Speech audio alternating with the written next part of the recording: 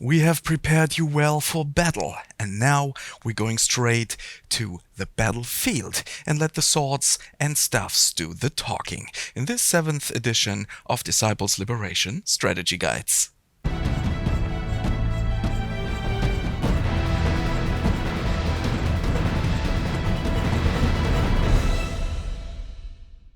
The battlefield is divided into hexagon fields on which you maneuver your units.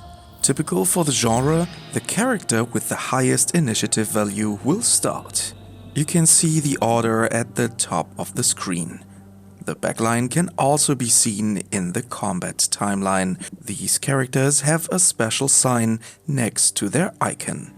Above each character of your units, you can see not only the amount of their action points, you can also see the properties of these.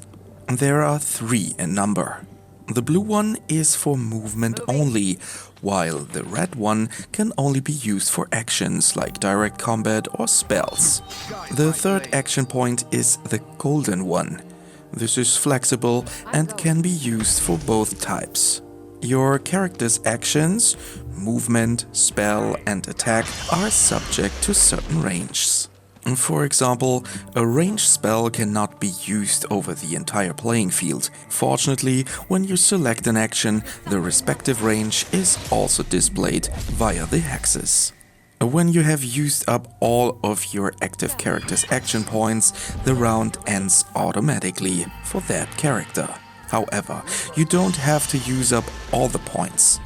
If you are satisfied with your character's position, you can also end the round for them directly using the end turn function. The action points are then used to heal the character, so they are not really wasted.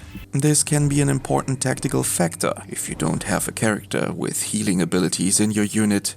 But be careful, in hard and brutal mode there are no benefits for ending a round. However, a character does not necessarily have to perform actions when it is his turn. By using the wait function, he can also be maneuvered at a later point in the round.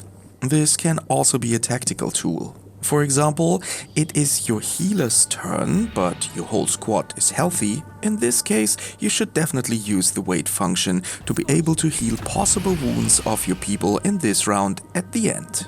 Each character has a standard attack that can be used in every round. The special attack can only be used again after a certain cooldown phase.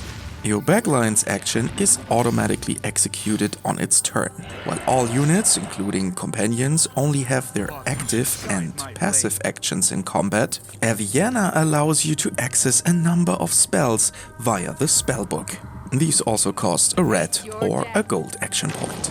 If a character dies in active combat, he's not completely lost. He goes to the graveyard, which you can see with the tombstone icon in the upper right corner.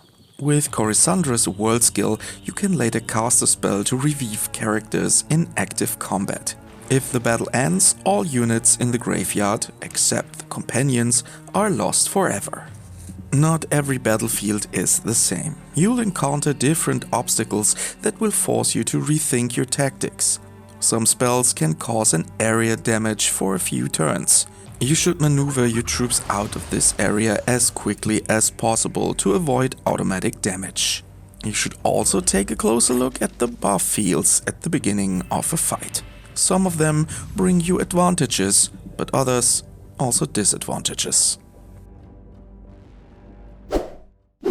There is a lot more to experience on Nevendaar's battlefields, and if you have any further questions, feel free to ask them in the comments section below the video. We try to answer them as soon as possible. Yeah, and now I wish you a lot of fun with Disciples Liberation. If you like that strategy guides, please leave a like. A subscription would also be awesome, and don't forget to activate the notification bell as well for more Kalypso live videos. Goodbye, until next time.